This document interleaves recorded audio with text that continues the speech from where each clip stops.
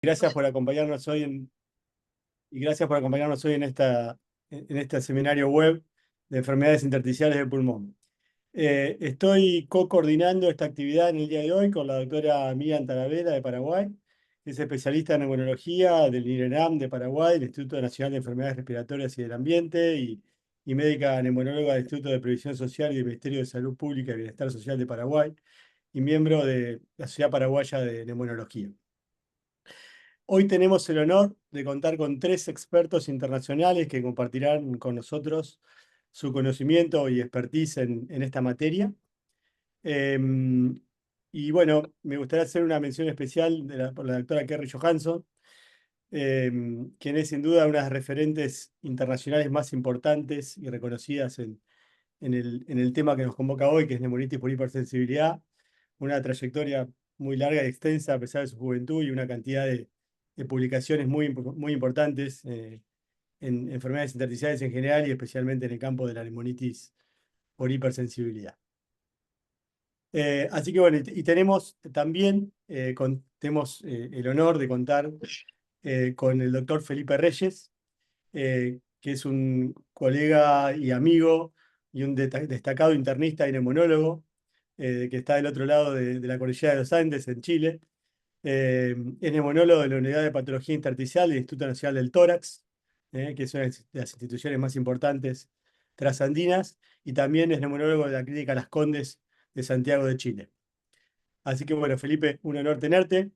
Y por último, también es un honor presentar a nuestra tercera invitada, a nuestra tercera speaker, que es la doctora Manuela Tobón, que es médica internista también, al igual que Felipe, y también neumonóloga, jefa de la unidad de neumonología de la Clínica Cardiovit de la ciudad de Medellín, en Colombia, donde también coordina el programa de hipertensión pulmonar y enfermedades pulmonares intersticiales. Así que bueno, les agradecemos a los 3 por estar hoy. La primera speaker va a ser Kerry. Kerry, it is a pleasure, it is an honor to have you today, this evening. You are an expert, an international expert in ILD, and especially in not only in ILD, but also especially in hypersensitivity and pneumonitis. You have an impressive career and a long list of scientific publications, particularly in HP. So it is an honor, and we are very grateful with your presence today. Dr. Kerry Johansson is a pulmonary physician and clinical associate professor of medicine at the University of Calgary in Canada. She's also research director for the Calgary ILD program, and her work focuses on understanding the relationships between the environment and the interstitial lung diseases. While she acknowledged that one shouldn't have favorites, hypersensitivity pneumonitis is by far his favorite ILD. I'm going to see it also in Spanish, and next you can start with your presentation. La doctora Kerry Johansson es neumonóloga y profesora asociada de medicina en la Universidad de Calgary, en Canadá. Es directora de investigación del programa de enfermedad pulmonar intersticial de Calgary, y su trabajo se centra en entender las relaciones entre el medio ambiente y las enfermedades pulmonares intersticiales. Aunque reconoce que uno no debería tener favoritos, la neumonitis por hipersensibilidad es sin duda la favorita de Kerry dentro del campo de las enfermedades pulmonares intersticiales.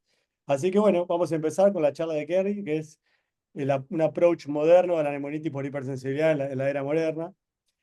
So, Kerry, the floor is yours, and thank you very much for being here. Okay.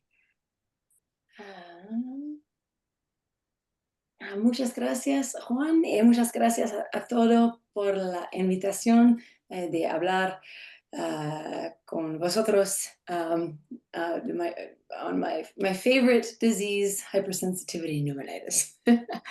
I love it. I think it's fascinating. I don't yet quite understand what HP is, but I'm hoping that at the end of this presentation, we'll be on the same page about the diagnostic approach to hypersensitivity pneumonitis. These are my disclosures.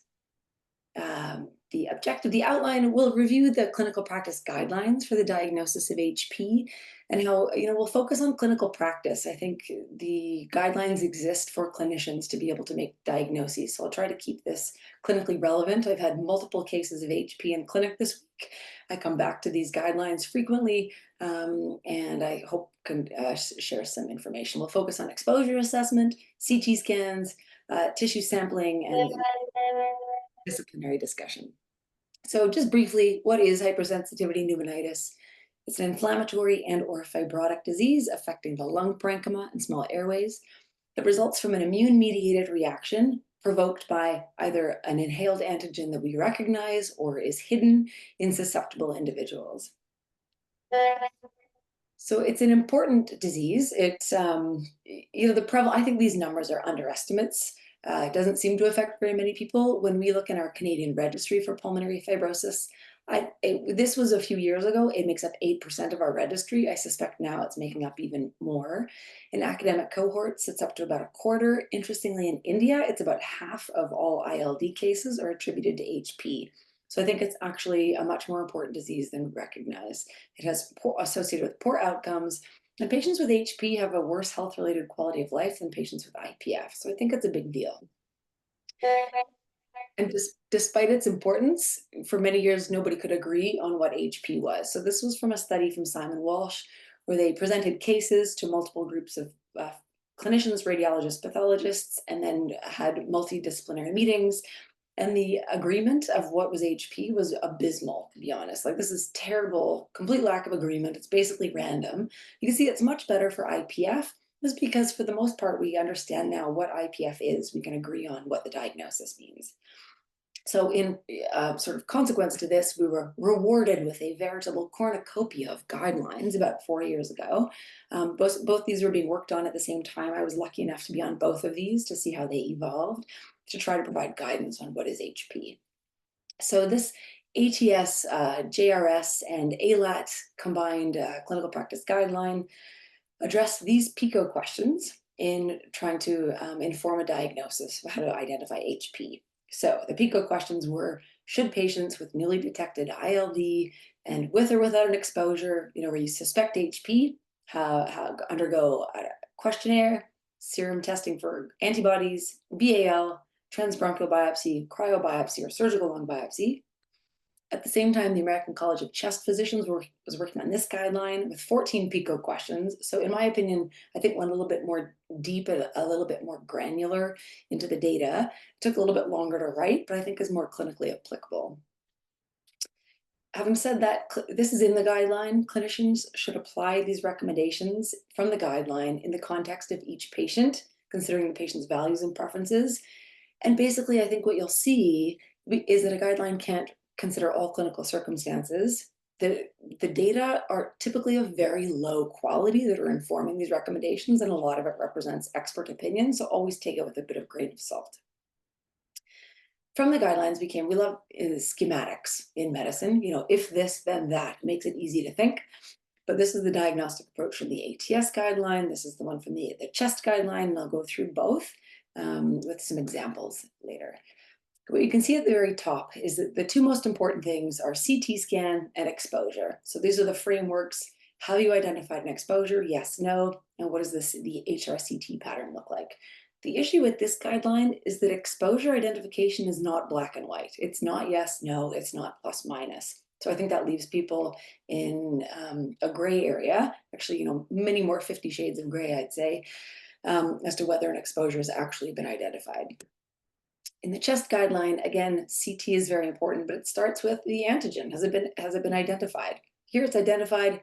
This is usually where we are in clinic. It's pretty indeterminate or completely unidentified, and I think this is more realistic. So we'll start. Antigen identification is important diagnostically, but we also know that if we don't identify an antigen in these patients, they have worse outcomes. So that's associated with increased risk of death. This was a Japanese study where people who had, HP patients that had birds in their home, got rid of the birds, thought they'd cleaned everything out, but continued to get worse. And they went in and did sampling of their homes with dust samples and found avian antigens and proteins, and they were continuing to get worse. And this study just came out from the CARE-PF, the Canadian Registry, there are important limitations in this data set, but there's a suggestion that there might be a differential response to immune suppression. You might have a better response if an antigen's been identified. You may not respond at all, or is it associated with harm in an unidentified antigen scenario? So it's important, but it's a lot harder than we think it is. So we did this workshop through ATS a few years ago, looking at exposure assessment tools for hypersensitivity pneumonitis. And we went through all of these because these are basically the big ones that people use, you know, history, environmental assessment, skin testing, all of these, and we reviewed the data. At the end of the day, this is the bottom line. What performs best generally is asking questions or using a structured questionnaire, and in an ideal world, a multidisciplinary assessment where you would have exposure assessment, occupational medicine physicians, people who understand environmental exposure assessment. All these other things actually don't perform very well. But what really matters in HP? So everybody always says there's like 200 causes of HP, and you go through these lists or these tables and supplements on manuscripts or the things that are on UpToDate. It's impossible to remember all of those, and it's impossible to ask about all of those in clinic. So Haley Barnes led this study that we published a few years ago. It was a scoping review of everything that's been published about HP. And actually, we found 62 unique exposures, and they're ones that shouldn't be surprising: birds, farming, mold, air conditioners, metalworking fluid, isocyanates, and some other were unknown. Interestingly, if you don't find an antigen, they're more likely to have fibrotic disease and, again, increased risk of mortality. And there's always these two big studies from the US quoted that 50% of patients with HP have no identified exposure. When you actually look at the data, it was only 17% in all the studies that are out there. So it's somewhere between 17 and 50 and it depends on the referral bias of whoever's being studied. So we used those data to build this website, hplung.com. So this is online, anybody can go to it. It's supposed to be like Pneumotox, or a free resource that you can go and say, have there been cases of, bats being as a cause of HP? So if you can click on bats, it will take you to the one case that's been reported. There are probably others out there, but the literature that we searched found one. And if you want to, you can actually go and review the case. So hopefully you'll find that this is a helpful resource if you're in clinic and wondering if this exposure could be causing the disease. Questionnaires would be great. There are many out there. There are very few evidence-informed questionnaires. This is one that was published in ERJ Open in 2020. This is based on a literature review. Again, it's a yes, no. So this would be more for a screening to save time in clinic, but isn't necessarily going to be helpful. I find, asking people if they have worked as a garbage collector or in a warehouse or cosmetic production, these may or may not be high yield questions. They may be completely irrelevant where you live and work. Haley Barnes from Melbourne again went on to develop this questionnaire and then validated it. So did a Delphi study of 36 experts, found 18 items that the experts agreed upon that should be included and are relevant in HP exposure assessment. So developed this online questionnaire that's published in CHEST. Then she went on and tested it in 5 centers and found that using this questionnaire increased HP diagnostic confidence. It reduced the proportion of antigen indeterminate disease, and those people that were diagnosed with HP seemed to have their symptoms improved more frequently with avoidance, and they tended to report daily frequent exposure. So this is probably the best HP specific questionnaire that we have out there so far. So antigen assessment and environmental exposure assessment is important, but beyond taking a history or questionnaire, a lot of people will send off serum-specific immunoglobulins. And I'll be interested to find out if there are people here today that do this on a regular basis, because some parts of the world, everybody that walks into an ILD clinic does this. Across Canada in general, and actually where I trained in California, they don't send this on anybody. When you review the data are pretty terrible. So this was from the ATS HP guideline. There were only 17 observational studies. A lot of them were for 30, 40 years ago, mostly farmer's lung or bird fancier's lung, and they really don't have great sensitivity or specificity. The guidelines in the end recommend, they suggest, the ATS guideline suggests performing it. It's a suggestion with very low confidence in effect estimates. I think the conclusion from that was, is it going to be harmful if you send it? The CHEST guideline suggests don't rely on this alone. It was a very weak recommendation based on low quality evidence. The issue is all these assays are different. What's considered positive or negative differs from one study to the next, from one lab to the next, from one antigen to the next, and they're not standardized. If an exposure assessment expert were going into your home or workplace and getting samples and then doing specific IgG testing, that might be beneficial, but nobody's really doing that. Like there's been one research study published on that. It's hugely resource intensive. And interestingly, this got published in an Annals of ATS a few years ago. So the other issue is when you send samples from a patient to a lab, what they showed basically was they took mold samples from complaint homes, not just for HP, but people who had cough, wheeze, chest symptoms, 24 and 29,000 outdoor and indoor air samples. And what they found in people's complaint homes were completely different than what's actually being tested in a standardized assay or a panel. So what this is suggesting is that what you think you might be identifying on a standardized panel that you send to some lab has no relationship with what's actually in the patient's individual environment. And I think it probably leads us down all these like wrong pathways. And then if you tell somebody, they have to spend $20,000 to get rid of mold in their home when that had nothing to do with their disease, there's significant consequences for the patient. So none of this is really as straightforward. And I generally don't recommend sending serum immunoglobulins or serum specific immunoglobulins on these patients. So in summary, from an exposure assessment for HP, should take a thorough history. These questionnaires are probably helpful. If you think it's work-related, get occupational expertise in. I think classifying it based on yes, maybe, and no is a lot more helpful than yes and no, because it's actually a lot more confusing. We don't recommend doing inhalational challenge testing. Largely, I think there's very few centers globally that do it. It's very resource intensive. Lymphocyte proliferation testing has promise, but really it's just being used for borreliosis. And improvement with antigen avoidance may or may not be helpful and very unlikely to be helpful in a chronic or fibrotic disease. So beyond that, the next step is often BAL. So BAL cellular analysis, looking to see, essentially we're looking to see how many lymphocytes there are. That's like the key finding for hypersensitivity pneumonitis. The ATS-JRS ALAP guideline recommends doing it for non-fibrotic HP. I think that makes sense. If somebody's coming into the emergency department or is presenting acutely unwell, we will often do bronchoscopy. We're trying to rule out infection, hemorrhage, malignancy. And if you happen to find 50% lymphocytes on that patient and they have, down feathers or a mold exposure at home, that's helpful. In the fibrotic disease, it's not as helpful. They suggest, and kind of this 30% was really plucked out of the air, in my opinion, but as the proposed threshold. The CHEST guideline says don't routinely do it to confirm a diagnosis. If you already think they have HP, you don't have to do a BAL just to prove it. It's supportive but not diagnostic. And recognize that there's a spectrum. So the higher it is, the more likely it's going to be, but it never really excludes or rules in the diagnosis. We did a systematic review and meta-analysis of this around the same time that the guideline was being developed, and actually had individual patient level data from multiple cohorts around the world. People shared their data with us, which was amazing. And then we were able to test, for the people who have HP compared to who didn't have HP, 20% as a threshold seemed to perform the best. But again, they're not great sensitivities and specificities. And the predictive positive and negative predictive values really depend on the prevalence in your population. So it's not great, but the best performed was probably around 20. You're going to get better specificity the higher you go at a cost of sensitivity. We just had this out actually in CHEST.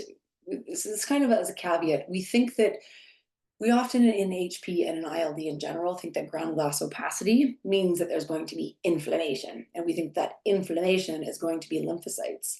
So we studied this from 1,300 patients across Canada. We re-reviewed them in a multidisciplinary discussion. There were about 180 that had a BAL, or sorry, around 200 that had BAL. And there was no association between the percents of lymphocytes and the percent of total ground glass opacity on an HRCT.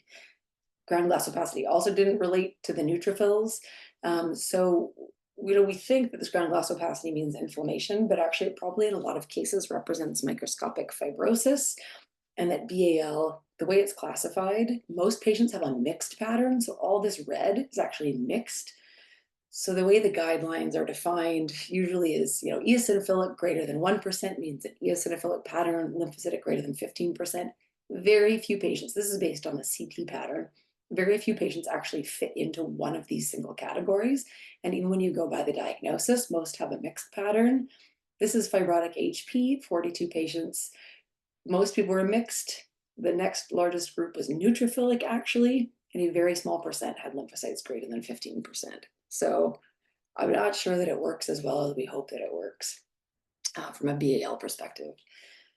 So CT, I think CT is really the most diagnostic component probably at our multidisciplinary discussion. Our radiologists are really, their interpretations of scans really helps direct the diagnosis. And these from the guidelines are really helpful.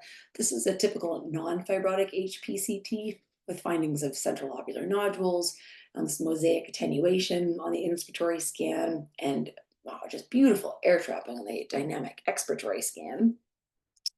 Again, with the fibrotic HP pattern, very similar with mosaic attenuation and air trapping on dynamic expiratory imaging with evidence of fibrosis.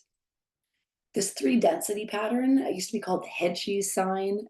It includes lobules with preserved density surrounded by areas of ground glass attenuation. And then you can have like sort of 3 different colors. You can have hypoattenuation, normal lung, or the normal be, I don't know, there's normal, and then probably like the two white. So this to me, like when I see this in clinic and this person has some sort of exposure or they've got waxing and waning symptoms, to me this is diagnostic of HP. But we, based on our multidisciplinary review of all of our CARE-PF patients, we also just found that patients with organic exposures were much more likely to have these. And this was in blinded review of the CT scans. So if people had organic exposures that we often see with HP, they were much more likely to have mosaic attenuation on their CT scan, to have this 3-density sign, to have gas trapping, and to have a typical HP pattern. I think that supports this typical HP pattern being relatively diagnostic of HP associated with an organic exposure. So we thought that was supportive of what's proposed in the CT definition. Having said that, Daniel Marinescu from UBC recently published this in CHEST. And what this is trying to show, so these are all the different clinical diagnoses one could have. These are the patterns: typical UIP, probable UIP, indeterminate for UIP, typical HP, compatible, and alternative. And what this shows is that even if if you take all CTs that come, and it's a classic typical fibrotic HP as defined by the guidelines, the blue is HP, all this is other diagnoses. So 35% of patients in our cohort with a typical HP pattern actually end up not having HP whatsoever. So it's problematic that the CT pattern is defined this way, because we don't say somebody has a typical IPF pattern, we say they have a UIP pattern, and we're imposing a diagnosis in a radiologic pattern when the person probably maybe doesn't even have that disease. With the compatible HP and the alternative, the vast majority do not have HP. I guess what this is really indicative of is you should be applying guidelines to people you think have the diagnosis under question. So we shouldn't be applying an HP guideline CT pattern to people we think have rheumatoid arthritis, because that's non-informative. And then we're going to think they have HP when actually they have an autoimmune condition. So this terminology is a little bit problematic, and I think changes are coming to that. So lung biopsy, we do not do a lot of lung biopsies where I practice, and actually across Canada, it's really gone down unless it's a really complicated scenario. Transbronchial biopsies, it's suggested to be done in a non-fibrotic HP. And again, I think that's probably reasonable when you have a broad differential of acute presentations. Cryobiopsy is suggested for fibrotic disease. Of course, with the disclaimer, you shouldn't start a cryobiopsy program just to diagnose HP. Surgical lung biopsy is suggested if needed after the multidisciplinary discussion. And again, there's pathognomonic findings on the histologic features of both non-fibrotic and fibrotic HP.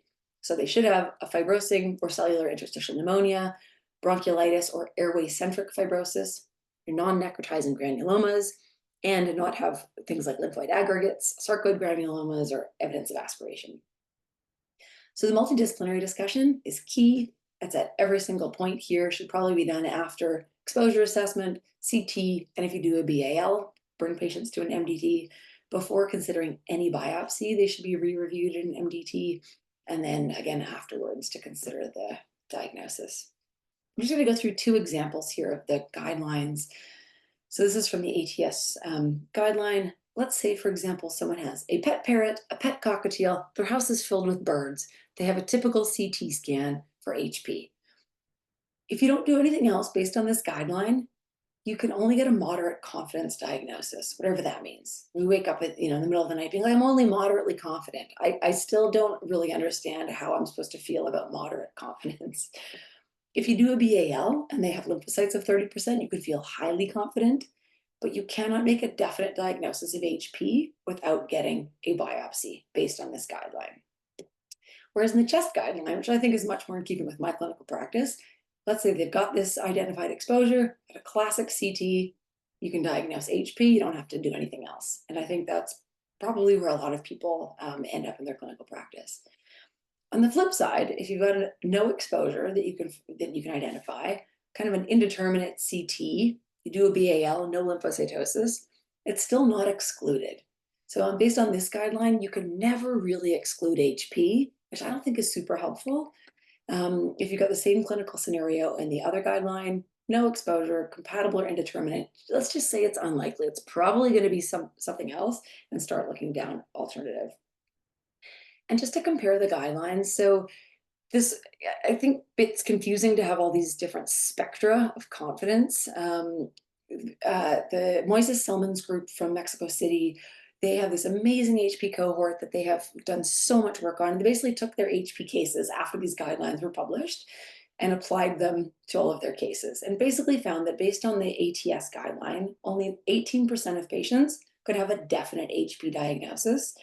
42% were high confident, 34% were moderate confident, whereas using the chest guideline, all of those people were they either obviously had HP or had high confidence. So I think splitting hairs here and getting down to 69 versus 71% confidence, I think we should be able to all agree that this is HP, whether you call it definite, high, or moderate confidence, and it's just going to be based on the data that are available. So my takeaway points of diagnosis for HP: definitely try to find an exposure. Try to find one, get them to think about it, give them a questionnaire, ask them again when they come back. Definitely do an HRCT, definitely review the patient in a multidisciplinary discussion. In some circumstances, you might consider bronchoscopy. I'll leave that up to your own interpretation about the serum-specific immunoglobulins.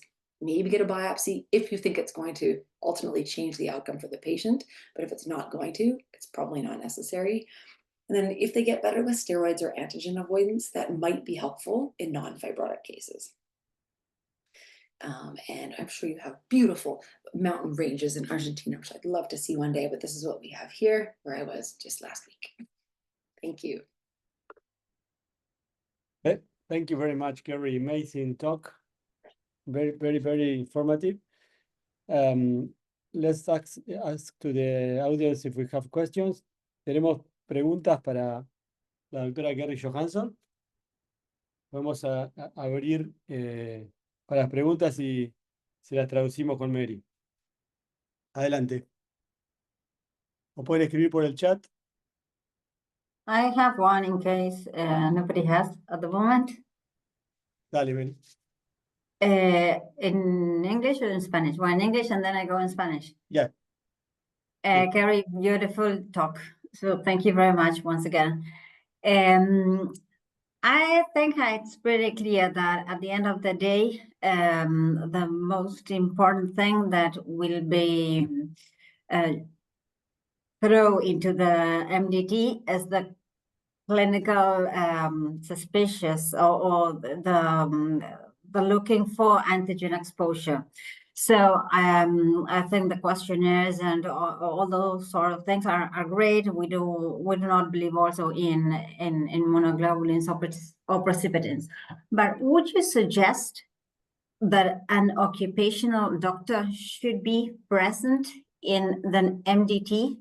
Because I think their point of view is crucial in interpreting possible exposures. In our case, we have excellent occupational doctors, and they really give us another thoughts when they look at our patients, but we do not routinely include them in our MDT. So what is your thoughts about this? And I will translate my question and then go back to you.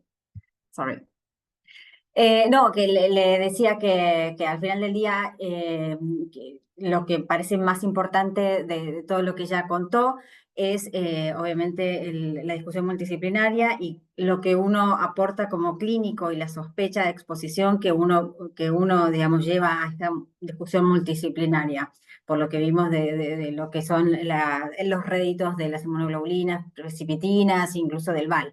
Si ella cree que es muy importante tener a un médico ocupacional en la discusión multidisciplinaria o cree que no de rutina, porque en los casos nuestros siempre que tenemos excelentes profesionales en esta área nos han aportado mucho.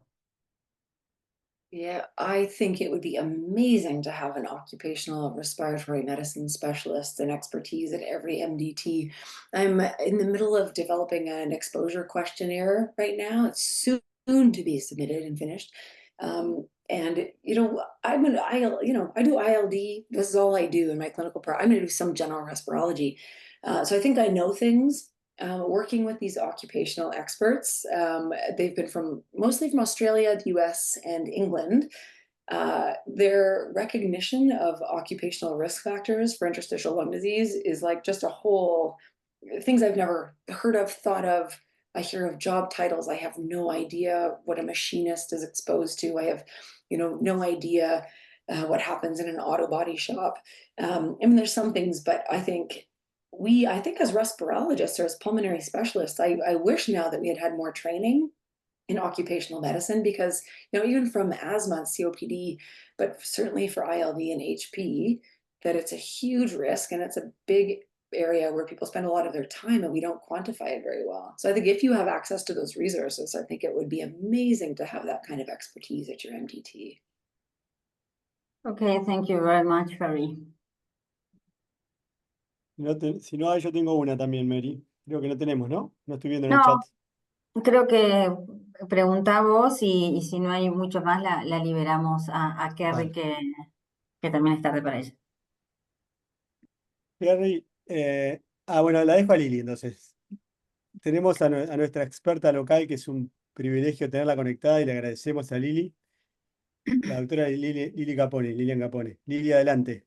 Hola, ¿qué tal? Buenas tardes. Yeah, Bueno, introduce her to Kerry. She's a major occupational expert, and she wanted to make us a comment. muchas gracias por la invitación y muchas gracias, Kerry. Bueno, nosotros lo que estamos viendo en el consultorio de patología ocupacional es que cada vez hay más alergenos que producen neumonitis por hipersensibilidad. Es decir, que no es un listado cerrado, sino que hay que tenerlo en cuenta siempre, especialmente en los comités, cuando se discutan en los comités de intertisiopatía. ¿Cómo ustedes lo ven esto? So when Dr. Capone is suggesting that I think you mentioned that Haley's paper was about narrowing the possible exposures, but in occupational, they're saying every time it's more possible antigens. So how do you deal with this great variety of exposures? Well, I think that you told us that you are working on a questionnaire, but do you really think that we are only talking about 16 or 20 exposures, or do you really think it's very wide? So this is the first, well, it's not the first, it's about the 10th draft of the short questionnaire. There's a short questionnaire and there's a long questionnaire.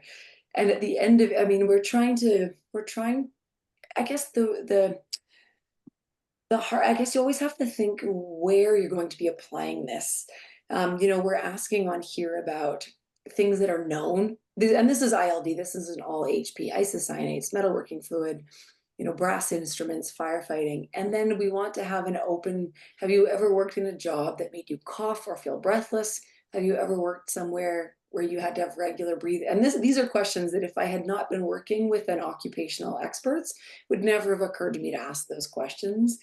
So our questionnaires that we're trying to have, I think in clinic we're limited. You know, I'm lucky I have an hour for a new patient. I don't know that everybody always gets that, but you can only ask about so many things, and it's really hard to ask about 200 questions. And so you really do have to have open-ended, because you possibly are discovering new occupations. But I think it's hard, it's impossible to implement these questionnaires when they're endless. And I think they also need to be tailored to different environments. So, you know, Japan is going to have different mold and exposures compared to India, compared to South America, compared to North America. So they really need to be tailored to the patient and locally. But I think hopefully these are starting points, the questionnaires that we're developing, starting points that people can then sort of iterate and tailor to their own environment and uses. But Okay. so, you know, we looked at old questions. There's all these ILD questionnaires asking if you have a cat.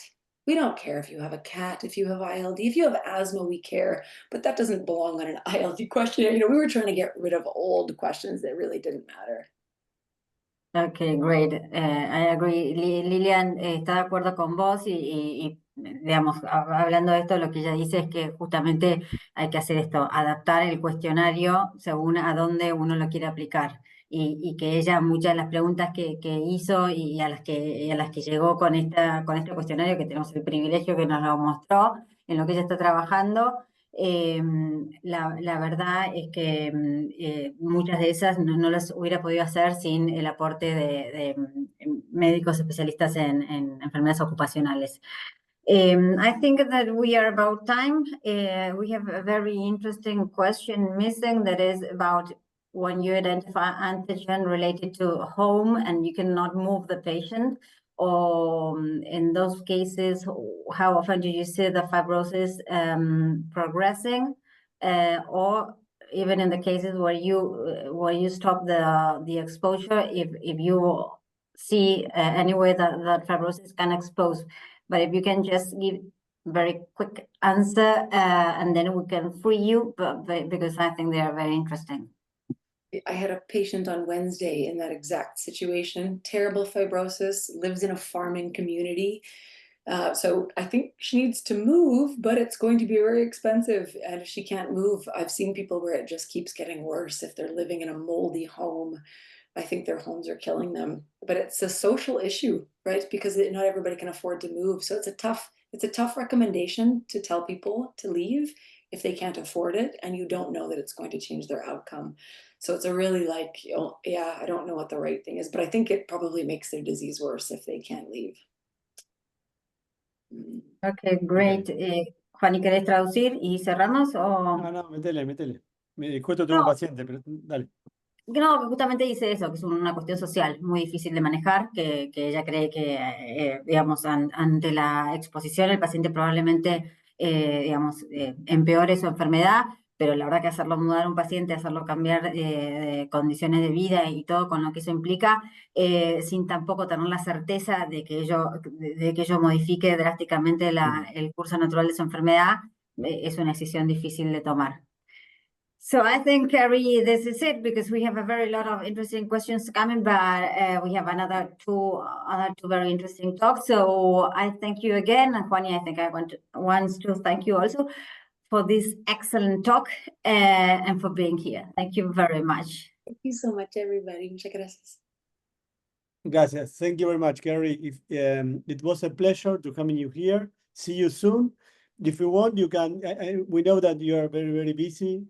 If you want, you can leave now. And it was a pleasure to having you. Thank you. Bye-bye. Thank you. Bye-bye. Bueno, Pasamos entonces a la... Sabemos que quedaron preguntas, lamentablemente, pero bueno, en hora del tiempo tenemos que seguir.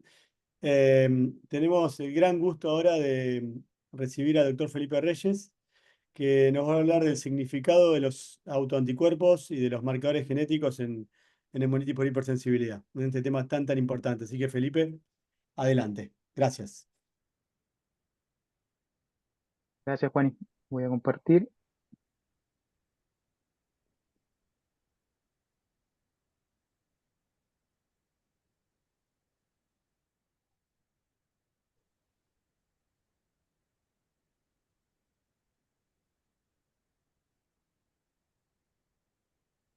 Perfecto, ¿eh? Se ve perfecto. Ponela en modo presentación, Felipe, si querés.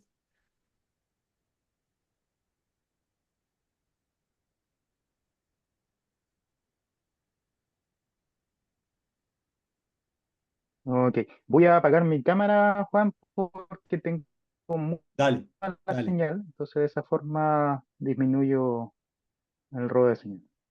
Dale. Bueno, entonces, bueno, yo soy Felipe Reyes, como ya mencionaron, trabajo en Chile y me pidieron que hablara un poco sobre cuál es el significado de los anticuerpos de neumonitis por hipersensibilidad y un poco el rol también relacionado con la genética como marcador de evolución de esta enfermedad. Estos son mis conflictos de interés y quiero partir con un caso clínico, porque la verdad que justo la semana pasada con un residente nos tocó ver un caso similar. Esta es una paciente de 62 años, mujer dueña de casa, con antecedentes mórbidos de hipertensión, diabetes, fármacos habituales para estas patologías, fumó con un IPA de 10, perdón, y tenía antecedentes familiares de su madre y su hermana con fibrosis pulmonar.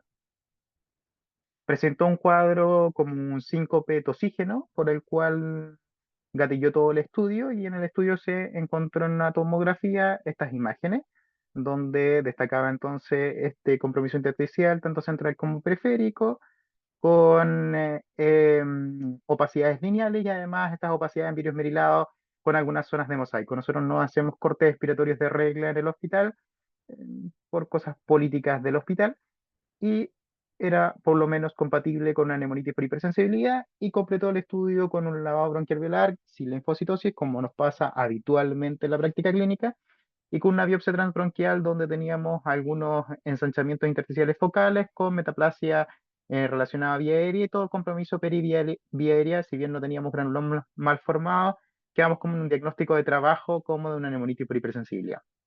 Pero como parte del estudio que siempre hacemos, hicimos un estudio inmunológico habitual y lamentablemente tuvimos positivo un AC9, que es un ANA nucleolar, con un título muy alto, 1.002.560, con un factor reumatoide, un CCP, un perfil ENA y un ANCA negativo. Entonces acá uno se hace, la gran pregunta es, ¿qué rol le doy a este anticuerpo? Que es un anticuerpo bastante específico de esclerosis sistémica y en un título muy alto en una mujer de edad media, ¿cierto? O si no le doy rol, dado las características tomográficas y las características del estudio adicional. Entonces, esto vamos a tratar de conversar un poquito hoy día, cuál es la importancia del estudio inmunológico en las enfermedades intersticiales, racionalizando un poco el estudio inmunológico, un poco genética, conceptos básicos, y por qué pedir estudio autoinmune y genético en NH y qué rol le vamos a dar. Esto es un poco lo que ya hemos conversado, en el sentido de que ya sabemos que fibrosis pulmonar idiopática no es la causa más frecuente de enfermedad pulmonar intersticial. Por el contrario, lo que más vemos, o lo que más vemos en mi centro, es neumonitis por hipersensibilidad y probablemente lo que sucede en toda Latinoamérica. Estamos viendo que neumonitis por hipersensibilidad es una de las patologías más frecuentes.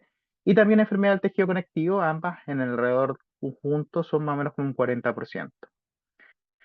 Y esta es la curva de sobrevida habitual o lo que nos han enseñado siempre, ¿cierto? Donde en la línea negra corresponde a las neumonías intersticiales idiopáticas, específicamente FPI, en naranjo la neumonitis por hipersensibilidad y en amarillo las enfermedades asociadas al tejido conectivo.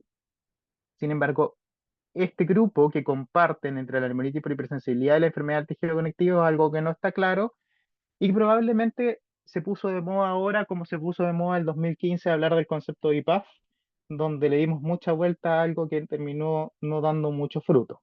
Probablemente vamos a estar hablando en el mismo sentido hoy día. Entonces nosotros sabemos que hay ciertas enfermedades del tejido conectivo que están claras, ¿cierto? La esclerosis sistémica, la artritis, las miopatías inflamatorias. Nosotros no tenemos dudas sobre el compromiso pulmonar en estas enfermedades y no le damos más vuelta cuando nos toca diagnosticarlas, pero sí tenemos que recordar que hasta un 15 o un 30% de las patologías intersticiales asociadas al tejido conectivo son de una enfermedad pulmonar oculta, en el fondo. Parten desde el pulmón y terminamos diagnosticando una enfermedad del tejido conectivo. Y eso es relevante porque también sabemos que las mortalidades son diferentes y este es el gráfico clásico ya de Park, donde vemos que las enfermedades del tejido conectivo tienen un mejor pronóstico en relación a la fibrosis pulmonar idiopática y que sí sabemos que los patrones NUIP y NR se comportan un poco más parecidos en fibrosis pulmonar idiopática, ¿cierto? Entonces, ¿debemos hacer un estudio autoinmune cuando nos enfrentamos a una patología intersticial? Sí, eso está muy claro también. El estudio autoinmune va a estar guiado dependiendo de nuestra sospecha y lo que hacemos frecuentemente antinucleares, ¿cierto? Los anticuerpos antinucleares son una técnica estandarizada de inmunofluorescencia que se hace en unas células de carcinoide laringio y que nos permiten identificar ciertas patologías ya establecidas como lúpula, esclerosis sistémica, la enfermedad del mix del tejido conectivo cuando queremos aumentar el rendimiento de esta. Esta técnica se estandarizó y cambió el año 2014 a la técnica de CAP, donde ya no hablamos solamente de antinucleares, sino hablamos de anticelulares y se describen desde el 0 al 29 y con esto nos damos un poquito más de información sobre el antígeno supuesto que nos puede dar positividad en la inmunofluorescencia y es relevante para tratar también de calzar un poco la información obtenida en el anticuerpo versus lo que estamos tratando de lograr. Esto es solo para mostrarles cómo se dividen nucleares citoplasmáticos mitóticos. No hay que sabérselos. Existe una aplicación que se llama ICAP, la puedes tener en tu celular y de esa forma leer cada vez que nos leen un ANA positivo en si es AC1, AC2, AC3, etcétera, para recordar cuáles son los antígenos más frecuentes o también ingresar a la página web de anapattern.org. Cuando queremos aumentar la sensibilidad, porque lamentablemente el ANA, si bien es un anticuerpo muy importante, es altamente sensible, por lo tanto es poco específico, utilizamos otras técnicas, ¿cierto? Y estas técnicas son por ELISA, inmunoblot o inmunoprecipitación, y aquí principalmente nos vamos a referir al perfil ELISA tradicional, que nos permite medir estos anticuerpos y que se relacionan específicamente a cierta fluorescencia en el ANA, el panel ANA23, que es un panel específico como un super-ENA, que es a través de inmunoblot, y también nos da más información sobre anticuerpos antinucleares, no sobre anticuerpos anticitoplasmáticos. El panel de Myositis, que ya ustedes lo conocen, que son principalmente anticuerpos de Myositis que están en el citoplasma, y el anticuerpo de esclerosis sistémica, donde principalmente son relevantes acá tres anticuerpos que son nucleares. Estos son los clásicos que además hacemos factor reumatoide CCP. Entonces, lo primero que uno debe saber es si solicité bien el anticuerpo, porque en realidad, ¿cuándo uno debería solicitar anticuerpos? Aquí hay un esquema donde dice, si yo tengo un patrón tomográfico de UIP, no voy a estar pensando específicamente en una patología como una miositis, por lo tanto no va a ser mi primer autoanticuerpo a solicitar. Por lo mismo, si yo estoy viendo una enfermedad asociada como una neumonía en organización, sí voy a pensar en miopatía. Entonces, en neumonitis por hipersensibilidad, primero pensemos qué es lo correcto a solicitar para luego interpretar.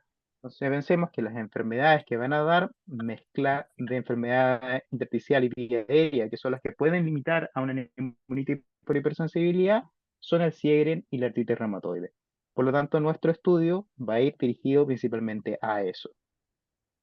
Y no pidamos de más cosas que no son útiles. Por ejemplo, este es un artículo que nosotros publicamos sobre contribución del panel de Myositis y vimos que, francamente, en aquellos pacientes que tienen un patrón tomográfico sugerente de neumonitis por hipersensibilidad, el panel de Myositis no sirve de nada. Por lo tanto, si estamos hablando de neumonitis por hipersensibilidad, no pidamos anticuerpos que nos pueden generar. Entonces, teniendo esto claro, y sabiendo que ya solicité bien los anticuerpos y que lo hice de forma correcta, ahora tengo una neumonitis por hipersensibilidad, tengo autoanticuerpo positivo. ¿Qué rol le doy a esto? Bueno, esto es uno de los primeros estudios que está publicado y de lo poco que hay. Se publicó el año 2016, por allá, por la época donde estábamos hablando de IPAF. Son 120 pacientes, de los cuales 15% tenían algún autoanticuerpo positivo y ellos catalogaron esta población como HPAF, o sea, HPF, para referirse a aquellos neumonitis por hipersensibilidad con autoanticuerpos o con características. Estos 18 pacientes eran pacientes de enfermedad conectivo conocida, pacientes que tenían autoanticuerpos con algún clínico, artritis, baja de peso, miopatía, etc. Algo bastante general, nada muy específico. ¿Qué encontraron de interesante en términos de características clínicas? Lo que uno esperaría, eran un poco más mujeres que hombres, ¿cierto? Los que tenían autoanticuerpos positivos con respecto a los que no tenían autoanticuerpos positivos. En términos de función pulmonar, la verdad que eran parecidos, y en términos de porcentaje de fibrosis también eran bastante parecidas, no hubo mayor en esas características. Sin embargo, la evolución parecía ser diferente. El tiempo de sobrevida de los pacientes con autoanticuerpo era menor, 16 meses versus los 29 meses del tiempo de sobrevida en aquellos sin autoanticuerpo. Y además de eso, la declinación de la función del pulmonar era aparentemente mayor en el grupo de autoanticuerpo. O sea, los pacientes que tenían autoanticuerpo positivo parecían tener un tiempo de sobrevida menor, además declinaban más rápidamente su función pulmonar. Si bien ninguna de estas características fue significativa en términos de P, sí la tendencia era a mostrar que parecía que tener un autoanticuerpo positivo en este estudio del 2016 se asociaba a peor pronóstico de la enfermedad. El 2020 el grupo mexicano publicó este otro artículo que va en la misma línea y es bastante más interesante en el sentido que lo profundizan un poco más con algo de estudio genético. Son 170 pacientes con diagnóstico confirmado de neumonitis por hipersensibilidad y ellos también los dividieron en dos grupos, en aquellos que presentaban autoanticuerpos positivos y aquellos que presentan autoanticuerpos negativos. Los autoanticuerpos positivos eran lo más frecuente que fueran nanas positivos, pero también podían ser factor CCP, ANCA, paratimiocyte, etc. A diferencia del estudio anterior, acá ningún paciente cumplió los criterios de una clasificación de enfermedad del tejido conectivo, por lo tanto aquí no habían pacientes con enfermedad del tejido conectivo diagnosticado, así que eso es muy relevante tenerlo presente. De los 60 pacientes que tenían autoanticuerpos, o sea, eran 35% de estos pacientes tenían autoanticuerpos positivos, lo más frecuente eran nanas, como es de esperarse, y 65% tenían autoanticuerpos negativos. Lo primero que encontraron, muy parecido al de estudio del 2016, el del 12% de la corte que falleció, la mayoría eran pacientes con autoanticuerpos positivos, o sea, nuevamente tener autoanticuerpos positivos hacía que la sobrevida fuera menor en este grupo de pacientes y al parecer también peor función pulmonar. Y cuando se analizaron y compararon, lo mismo, eran pacientes con patrones más fibróticos en la tomografía, pero además, interesante y raro, tenían menos identificación del antígeno aquellos pacientes con anticuerpos negativos. O sea, aquellos que se identificaron antígeno tenían más positividad de un anticuerpo. Entonces uno se pregunta, ¿habrá una relación como existe, por ejemplo, la artritis reumatoide con los fumadores? Donde mientras tú fumas, esa carga antigénica produce más citrulinización en el pulmón y lleva a los marcadores autoinmunes positivos. Tal vez pasa algo similar acá. Lo interesante en este estudio que al margen de los autoanticuerpos, ellos evaluaron también la presencia sobre los alelos de HLA tipo 2. Entonces, para recordar un poco, el HLA tipo 2 es un grupo de genes que codifican proteínas responsables de la regulación del sistema inmune, ¿cierto? Y este grupo de proteínas o de genes de alelos pueden ser diversos, puede ser el HLA-DR, HLA-DP, HLA-DQ, etc. Y los HLA de clase 2 se han identificado como factores de pronóstico de desencadenar enfermedades autoinmunes. Entonces, ellos evaluaron en esta misma corte de pacientes, al margen de los autoanticuerpos, porque tenían seroteca de los pacientes, qué alelo de HLA era más frecuente y encontraron que el alelo de HLA DRB1, 3.1, era el más frecuentemente encontrado y era extremadamente diferente en términos de los pacientes que tenían autoanticuerpos positivos versus que los que tenían autoanticuerpos negativos. Es decir, 10% de los pacientes con autoanticuerpos positivos tenían este alelo HLA positivo con respecto a aquellos que tenían el anticuerpo negativo. Y por lo tanto, el odor ratio a tener anticuerpos positivos era 30 veces más solo por tener HLA-DRB1 positivo. Además, encontraron los haplotipos de DRB1 y el DQB1 asociados, que son haplotipos ancestrales. ¿Qué quiere decir esto? Que en el fondo los resultados en términos de mortalidad se relacionaron más bien a la presencia de este alelo HLA más que a los autoanticuerpos positivos propiamente tal. O sea, En una primera instancia dijeron, aquellos pacientes que se mueren más son los que tienen autoanticuerpos asociados. Sin embargo, los que tienen autoanticuerpos asociados son los que tienen este alelo de HLA positivo. Por lo tanto, la presencia de este alelo HLA positivo me podría servir como marcador para decir que tengo mayor riesgo de desarrollar una enfermedad más severa. Más que decir propiamente tal que el autoanticuerpo positivo es el que te define una enfermedad más severa. Entonces esto me recordó a esta publicación del año 2016, cuando hablábamos de IPAF, donde teníamos un poco lo mismo, ¿cierto? Estos pacientes que tenían enfermedad del tejido conectivo establecido, que eran los verdes, con un pronóstico un poco mejor, aquellos pacientes con un pronóstico más ominoso, que eran los rojos, que es FPI, y entre medio estaban estos pacientes con IPAF. Entonces pareciera ser un poco lo mismo. Tener autoanticuerpos en neumonitis por hipersensibilidad podría tener un pronóstico entre medio entre una neumonitis por hipersensibilidad tradicional versus aquella enfermedad idiopática. ¿Qué pasa con la genética? Lo más estudiado en neumonitis por hipersensibilidad, más que los telómeros, son el polimorfismo. Recordemos un poquito más el concepto de polimorfismo. El polimorfismo se refiere a la existencia de un alelo en un gen en una población donde el alelo menor frecuente es el alelo menos del 1%. Un poco pensando, por ejemplo, en la población tenemos diferentes colores de piel, eso se llama polimorfismo, eso es el polimorfismo anatómico, por ejemplo, algunas personas tienen la oreja con una vuelta más del hélix, otros sin la vuelta más del hélix, etcétera. El polimorfismo molecular es la diferencia de nucleótidos en diferentes genes de expresión. El polimorfismo más frecuente son los polimorfismos de un solo nucleótido, como se ve acá en el dibujo, ¿cierto? Nosotros tenemos de lo más común, que es el que más se repite, y el alelo menor, el que menos se repite, y cuando tenemos la mezcla de los alelos podemos tener homocigotos para el alelo común, AA, homocigoto para el alelo menos común, o anormal, o atípico, y heterocigoto. Entonces ya, por ahí por el 2010, estábamos hablando del MUC5B como promotor del polimorfismo. El MUC5B es un polimorfismo que codifica un gen para una mucina, que es la mucina 5B, que tiene relación con la característica de un especial, y ellos sabemos que el alelo mayor es el G y el alelo T es el alelo menor. El alelo G es el más frecuente y en general la mayoría de la población es G, 50-60%, cuando uno tiene la presencia de un alelo menor, ya que T 30 o 40% o TT 5 o 10%. Y se sabe que la presencia del alelo menor traduce una expresión de mucina que es patogénica y que parece ser o tener relación con fibrosis pulmonar de los pacientes y fibrosis pulmonar familiar. O sea, eso se estableció en este estudio donde sabemos ya que existe una asociación con el MUC5B. Posteriormente, esa asociación se trató de ver si tenía algún rol importante y sí, lamentablemente en aquellos pacientes que tienen MUC5B en FPI, pareciera que tienen un pronóstico un poquito diferente en el sentido que son más lentos progresores en FPI con respecto a quienes no tienen el polimorfismo. O sea, ya agregamos un factor X. Conocer el polimorfismo en la FPI podría ayudarnos a saber que progresas más lento. Se evaluó también el polimorfismo en artritis reumatoide y se encontró que aquellos pacientes con artritis que tienen un polimorfismo positivo tienen, más riesgo de desarrollar una fibrosis.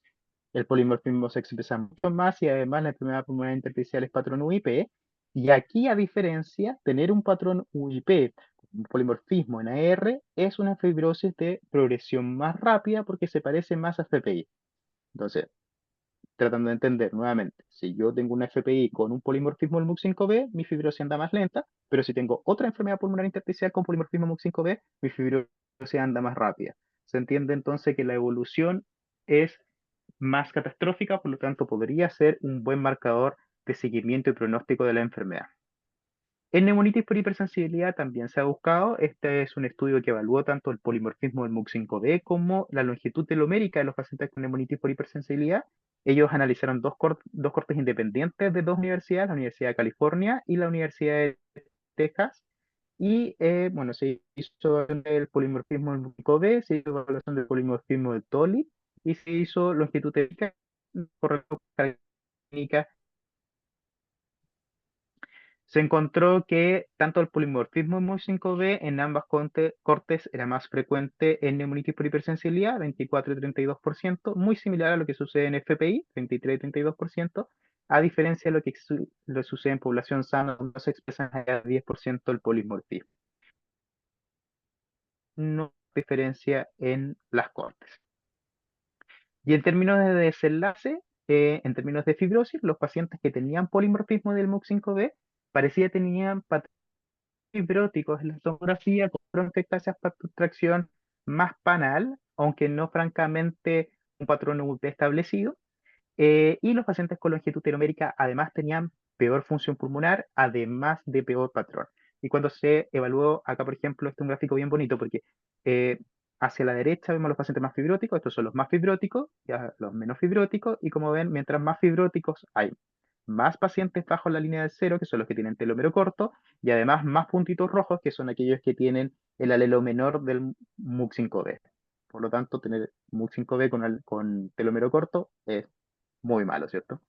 Y en términos de sobrevida, se encontró una peor sobrevida para aquellos que tenían en telómero corto, no así para aquellos que tenían polimorfismo del MUC5B en este estudio al menos. Este otro estudio un poco más reciente evaluó nuevamente también la presencia del alelo menor, que es el alelo T, ¿cierto? Tener el alelo T del MUC5B, y cómo se comportaban con características basales y además las características de la función pulmonar. Eran 86 pacientes con neumonitis por hipersensibilidad. La frecuencia del alelo menor fue del 17% y la mayoría de los pacientes tenían obviamente el alelo mayor, que es el GG, pero ya solo la presencia del alelo menor cambiaba de inmediato en términos de las características basales. Aquí vemos, por ejemplo, tener solamente ya uno de los alelos menores que condicionaba a tener una peor función pulmonar y además un patrón también más fibrótico. Y en términos de evolución de la trayectoria de la función pulmonar, aquellos que tenían un alelo menor tenían peor función pulmonar, caía más rápido la función pulmonar y cuando se analizaron por las variables, también tener el OT, es decir, el alelo menor, te da 3.5 veces más riesgo de que tu función pulmonar cayera más rápido. En términos de respuesta a la inmunosupresión, también se encontró lo mismo. Los pacientes con alelos menores también respondían menos a la inmunosupresión y caía más rápido su función pulmonar. Por lo tanto, nuevamente, tener polimorfismo del MUC5B en neumonitis por hipersensibilidad fibrótica pareciera ser un marcador de peor pronóstico y podría permitirnos adelantarnos un poco a decidir partir una terapia antifibrótica tal vez antes de una terapia inmunomoduladora. Y les quiero comentar cómo terminó nuestro caso. ¿Se acuerdan entonces que teníamos varios elementos sugerentes de neumonitis por hipersensibilidad, pero este ANA que molestaba? Completamos el estudio con un panel de miocitis que no nos aportó mucho más que un RO52 positivo aislado, un ANA23 que no nos aportó absolutamente nada, le hice una capilaroscopía que estaba completamente normal, por lo tanto, ¿nos cambió algo la conducta? La verdad que nada, nuestro paciente se interpretó como una neumonitis por hipersensibilidad con un marcador altamente específico de una enfermedad del tejido conectivo que no está diagnosticada en este momento. Si esto va a cambiar la conducta a largo plazo no lo sabemos, probablemente va a haber que controlarlo de forma más estricta. Como conclusión, los fenómenos que gatilla la neumonitis por hipersensibilidad podría tener un efecto similar al tabaco, que podría inducir la formación de autoanticuerpos. Sin embargo, la relación de estos anticuerpos con la supervivencia o su rol pronóstico aún no está claramente establecida. Si bien al inicio se sugirió un peor pronóstico, como se sugirió también en IPAF, la verdad que queda información por encontrar. La genética y en particularmente el polimorfismo en MUC5B se perfila como un marcador razonable para predecir la evolución de la enfermedad y esto allá abre la posibilidad, obviamente, de utilizar la información genética no solo para estratificar el riesgo, sino también para implementar conductas terapéuticas personalizadas que mejoren los resultados, ojalá a largo plazo. Eso es. Bueno, Felipe, muchas gracias. Excelente charla. Me gustó muchísimo. Hiciste una reseña completísima del tema y muy actualizada. Em, Vamos a ver si tenemos preguntas de la audiencia. No veo ninguna por ahora. A ver. La doctora Codrea dice, excelente Felipe, muy interesante además el caso, es cierto, también el caso es muy interesante. Bueno, y Mary dice, muy buena. Yo, si no hay preguntas, voy a arrancar con una. La verdad, van convergiendo los mundos de la genómica y de la autoinmunidad, ¿no? En enfermedad intersticial, ¿no? Antes lo veíamos como cosas más estancas. Ahí está la doctora Lilian Caponi que dice, en este caso pudieron evaluar exposición, Felipe.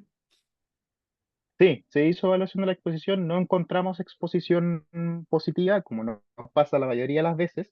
Ahora yo también creo, nosotros no tenemos médicos exposicionales en Chile, no existe medicina exposicional en Chile. Yo creo que muchas veces no encontrar el antígeno también tiene mucho que ver con que le ponemos poco empeño en buscar el antígeno. Ujú, La verdad que si uno le pregunta a las personas, ¿tienen moho en sus paredes?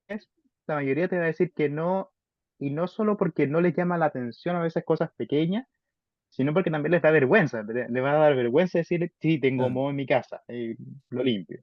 Entonces Ujú, tal vez lo que yo he hecho últimamente es mostrar fotografías, mostrarle fotografía, por ejemplo, los bordes de las ventanas, ese tipo de cosas, y eso me ha llevado a tener un poco más de respuesta. Pero en ella en especial no encontramos exposición. bien, bien. Bueno, acá Lili dice exactamente tal cual. Naturaleza además sus condiciones de vida. Bueno, en estos casos en donde estudiamos a los pacientes con sospecha de hipersensibilidad, o digamos, dentro de la rutina de estudio, le pedimos los paneles de anticuerpos y nos aparecen anticuerpos, en este caso un ANA de altos títulos. En tu práctica, ¿eso de alguna manera, te desequilibra la balanza hacia tratarlos con inmunosupresores con más razón o no necesariamente? Vos lo observas por reumatología, después lo tratás como cualquier otra hipersensibilidad. Sí, no necesariamente, pero sí me retarda los procesos, porque te enreda todo, todo te lo hace más lento en el fondo. Sobre todo en este caso, por ejemplo, de repente, por eso yo di esta introducción un poco latera de cómo saber pedir un autoanticuerpo, porque muchas veces pasa que tiene un autoanticuerpo que mal solicitado positivo y que no tiene claramente un Mm, rol. No se le vieron un panel de Miocity y tiene un Mi 2. Ya, eso no pega absolutamente nada. Acá, en especial en este caso, tenía un NANA es súper sugerente de esclerodermia con un patrón tomográfico que no es de esclerodermia, en el fondo, por eso uno le dio tanto hincapié. Pero no me equilibra la balanza ni para dejar inmunosupresión, ni me equilibra la balanza para dejar antifibróticos, solo me molesta en tiempo que me retrasa los procesos diagnósticos. Ahora, si me preguntas mi opinión bien, personal, Juan, bien, yo creo que no tiene mucho rol, la verdad, los autoanticuerpos en la neumonitis por hipersensibilidad. Yo creo que es un elemento ubicuo de necesariamente la exposición que gatilló el proceso inflamatorio de neumonitis por hipersensibilidad, gatilló la formación de autoanticuerpos. bien, Que un poco el ejemplo que les ponía yo con el tabaco y el CCP en los pacientes con AR. Eh, Creo que tiene mucho más rol el pensar que hay un trasfondo genético que te explique que tienen autoinmunidad positiva, más que propiamente tal el elemento del anticuerpo positivo. bien, bien. Acá, un poco de la mano de esto que venís diciendo, eso es todo un tema, ¿no? Porque realmente posiblemente haya un mecanismo de autoinflamatorio o algo que tenga que ver con compartir mecanismos de inflamación que desencadenen una respuesta, en este caso autoinflamatoria o autoinmune. Acá Vicente Castro pregunta, ¿por qué crees que el ANA es marcador de mal pronóstico de neumonitis por hipersensibilidad, a diferencia de la FPI, en donde no se dio diferencias con respecto a la evolución de la enfermedad, sobre todo en el estudio post-hoc de la SEN? En especial porque comparten el mecanismo de mal pronóstico del MUC5B. ¿Qué te parece? O sea, yo creo que, bueno, recordar que el ANA es un anticuerpo muy sensible, por eso en realidad incluso hasta un 30% de la población puede tener un ANA positivo. Ese es el gran problema del ANA. Y por Mm, eso uno tiene que, cuando tienes un ANA positivo, desarrollarlo un poco más antes de tomar una conducta. En el 23 antígenos de Lana, que es un panel que nosotros tenemos, yo no sé si ustedes lo conocen allá, que tiene un anticuerpo muy especial que se llama eh, SDF70, que es el anticuerpo de Lana de la población normal.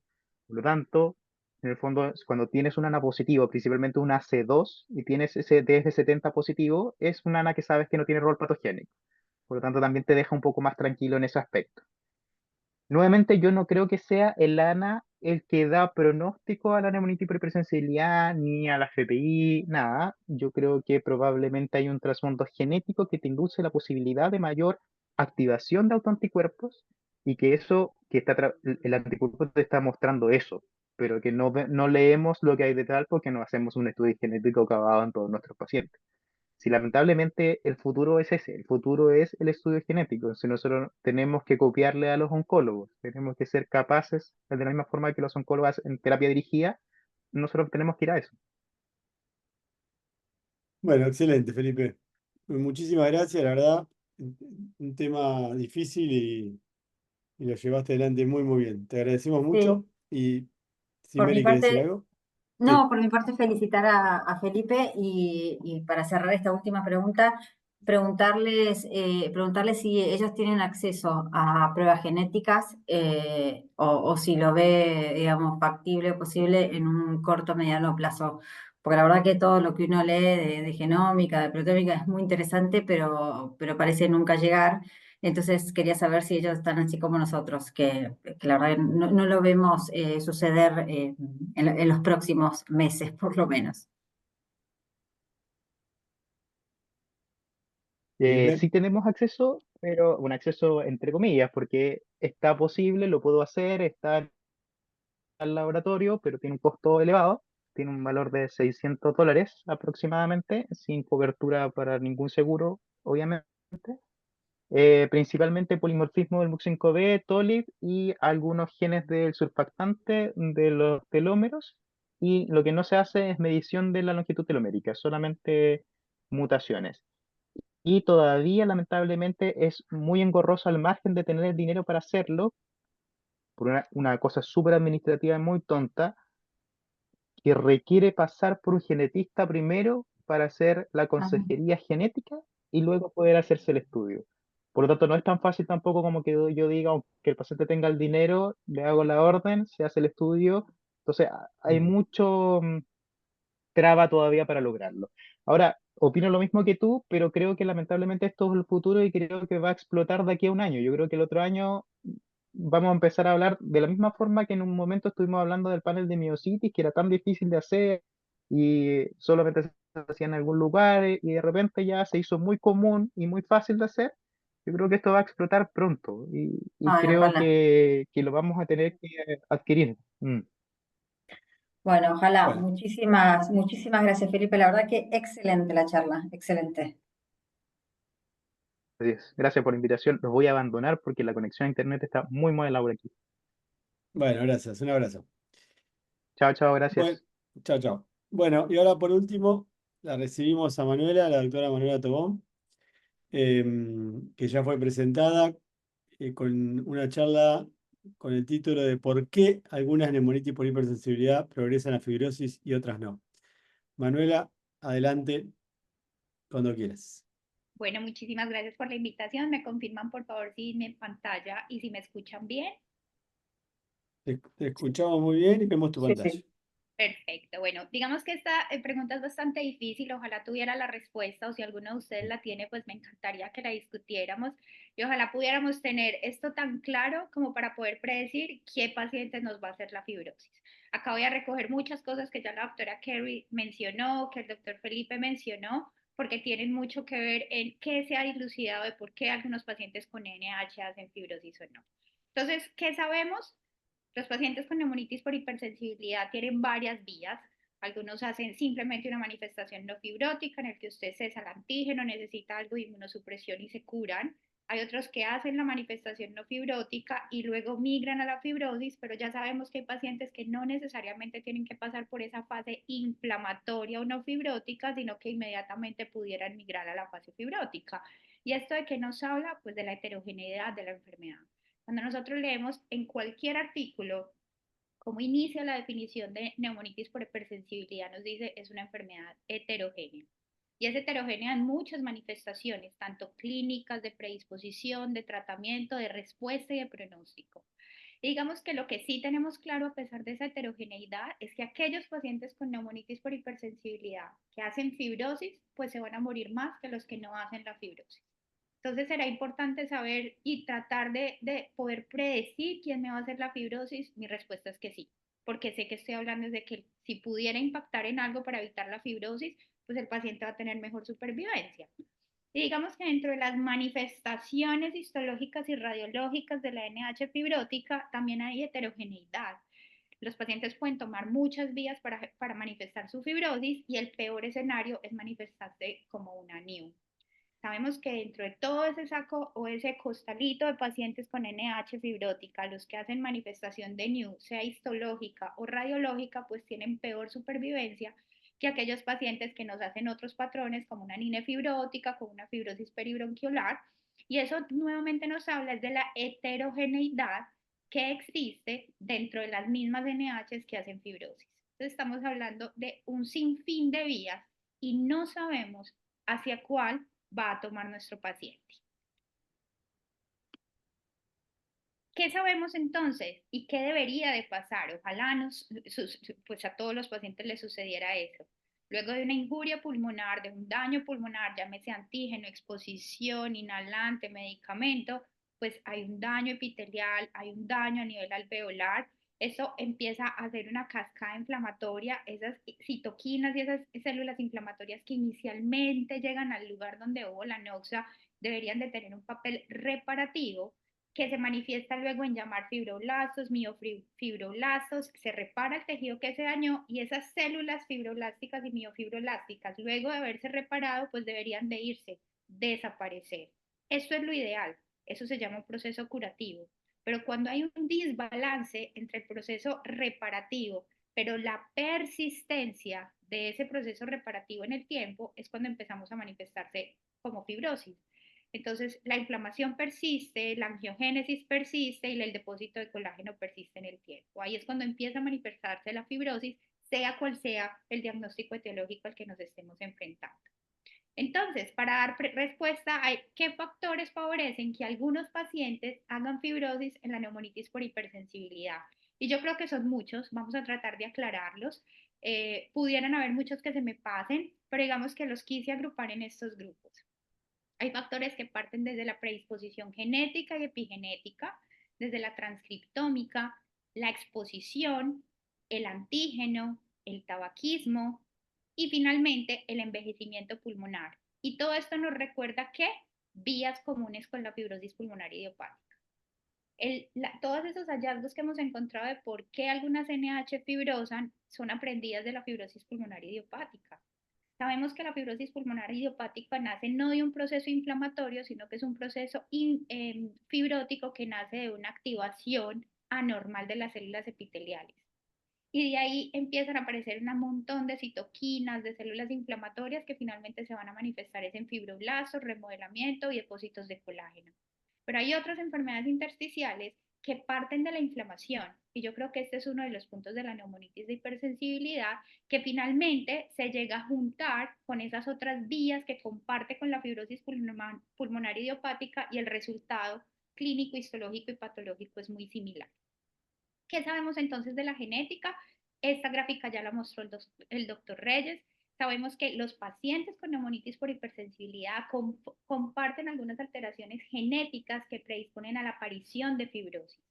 Entonces, aquellos polimorfismos de nucleótidos aislados de la región promotora del MUC5B se asocian a que son pacientes que tienen mayor probabilidad de tener neumonitis por hipersensibilidad en fase fibrótica. Y a eso le podemos sumar las alteraciones en las variantes genéticas teloméricas y la longitud telomérica. Entonces, nuevamente, esta gráfica, como les digo, ya la vimos en la presentación anterior. Aquellos pacientes que tenían NH fibrótica tenían una longitud telomérica mucho menor, mayor probabilidad de tener variantes genómicas asociadas al MUC5B, y esto no solamente se relaciona con que tienen más riesgo, más probabilidad de hacer fibrosis, sino que tienen peores desenlaces y se mueren más. ¿Y por qué se mueren más? Directamente relacionado con la extensión de la fibrosis. Entonces, no es solamente que mi paciente con algún factor exposicional para NH tenga una variante genética que me favorezca la fibrosis, sino que si tengo esa alteración genética, también tengo mayor probabilidad de tener una fibrosis con mayor gravedad. ¿Y eso en qué se traduce? En mortalidad. Nuevamente, si empezamos a sumar factores de riesgo genéticos, pues le va a ir peor a la persona. Entonces, tengo más riesgo de desarrollar fibrosis en NH si tengo variantes de polimorfismo del MUC5B, tengo mayor riesgo de desarrollar fibrosis si tengo alteraciones genómicas relacionadas a los telómeros, tengo mayor riesgo de fibrosis si tengo telómeros más cortos, pero imagínense el escenario si yo empiezo a sumar. Entonces, si yo tengo, fuera de tener MUC5B, tengo enfermedad de los telómeros, miren lo que pasa con la supervivencia. ¿Sí? Tan similar como la de la fibrosis pulmonar idiopática. Se mueren casi que igual. ¿Por qué? Porque son enfermedades progresivas y fibrosantes. ¿Sí? Ahora, ¿qué pasa puntualmente con esas alteraciones relacionadas a los telómeros? Si ustedes ven, estas son las variantes genómicas que todos conocemos en la FPI, pero que también se han relacionado y se han encontrado en los pacientes con NH fibrótico.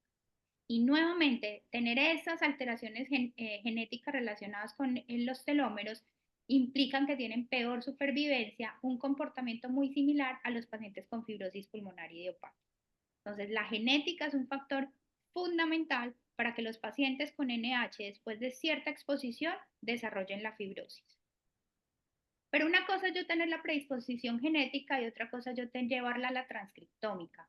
Este estudio me encanta y es donde trataron de tomar pulmones explantados de pacientes llevados a trasplante pulmonar y biopsias pulmonares en pacientes con FPI, con neumonitis por hipersensibilidad, y encontraron definitivamente que en ambas entidades hay genes que están regulados a la alta y hay genes que están regulados a la baja.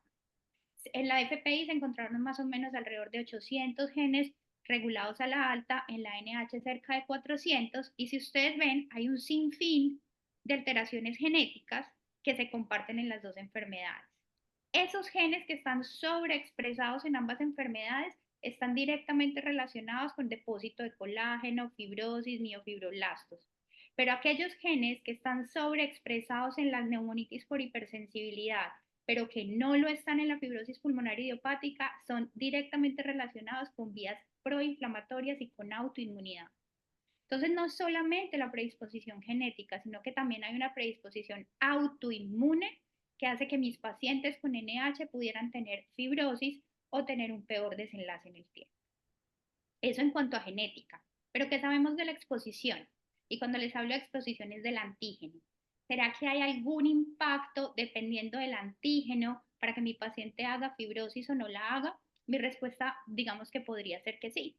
Sabemos que los pacientes que tienen neumonitis por hipersensibilidad no fibrótica, en quienes no se identifica el antígeno o en quienes no cesa la exposición al antígeno, tienen peor supervivencia.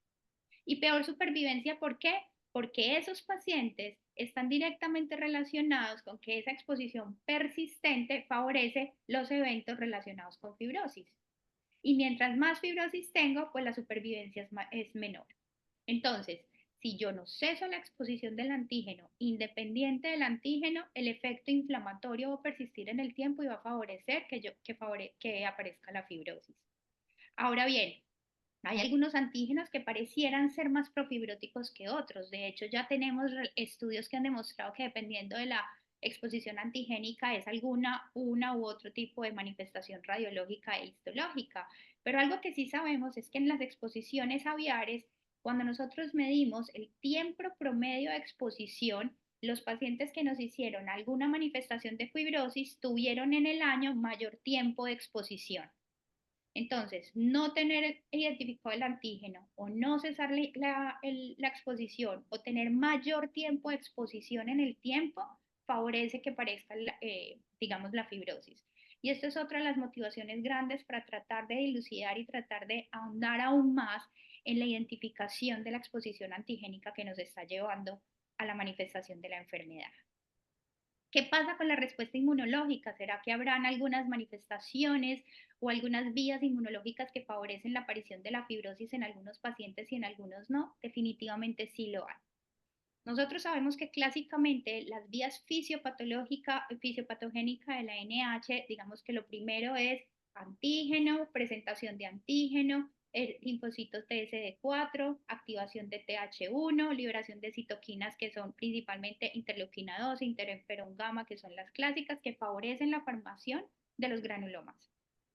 Pero llega un punto en que esa activación inmunológica de esas células efectores CD4 tiene que cesar. Si no cesa, se va a propagar, va a permanecer en el tiempo y empiezan a haber cambios de fibrosis. Y eso lo hemos visto en la NH fibrótica. Sabemos que los pacientes que tienen neumonitis por hipersensibilidad con algún grado de fibrosis tienen una relación de linfocitos CD4 mucho mayor que aquellos pacientes que no la tenían. Entonces, hay un viraje para un aumento de células CD4 efectoras que aumentan el lavado broncoalveolar, porque esto se ha encontrado, y al mismo tiempo explica que hay una relación CD4-CD8 mucho mayor en aquellos pacientes que tienen la manifestación, como se llamaba antes, crónica o ahora fibrótica, ¿sí? Pero algo muy importante a tener en cuenta es que estos son linfocitos CD4 efectores, ¿sí? Porque recuerden que también tenemos en esas vías inmunológicas linfocitos CD4 reguladores, y reguladores son los que dicen, oiga, no, pare la inflamación. Y en la NH fibrótica también tenemos ese problema, y es que tenemos una superactivación de CD4 efectores, pero tenemos una inactivación de los CD4 reguladores, o de los linfocitos que se han llamado gamma delta, que son los que a través de la interleuquina 22, detienen la inflamación. Entonces, esos pacientes con NH, ante un antígeno al que se fueron expuestos, parece ser que cuando hacen esa vía de CD4 efectora sobreexpresada y disminuyen o aplacan o anulan los CD4 reguladores, pues también va a favorecer la aparición de fibrosis, ¿sí? Y esto es algo que es muy interesante.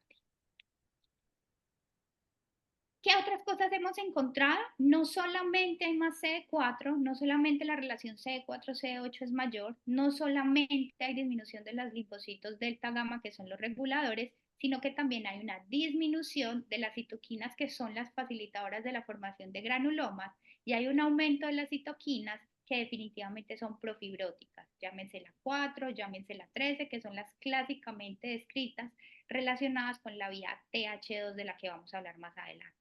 Entonces, toda esta alteración de citoquinas, toda esta alteración de influjo, digamos, inmunológico que está alterado, parece que favorece la aparición de la fibrosis. ¿Y por qué parece? Porque no todos los pacientes con NH fibrótica pareciera que tuvieran necesariamente que tomar esta vía, y no todos los pacientes con NH no fibrótica, ¿sí? Se les ha encontrado esta variación también. Entonces, pareciera ser que esa predisposición genética de las que estamos hablando anteriormente pareciera también facilitar qué vía inmunológica va a tomar mi paciente.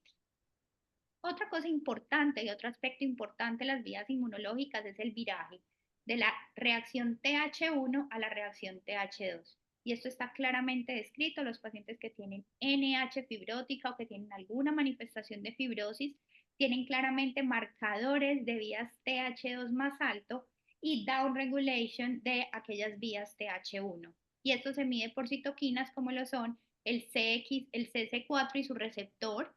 Y digamos que si ustedes ven en estas gráficas, la citoquina CC4 y su receptor está claramente mayor en aquellos pacientes que tienen la manifestación fibrótica.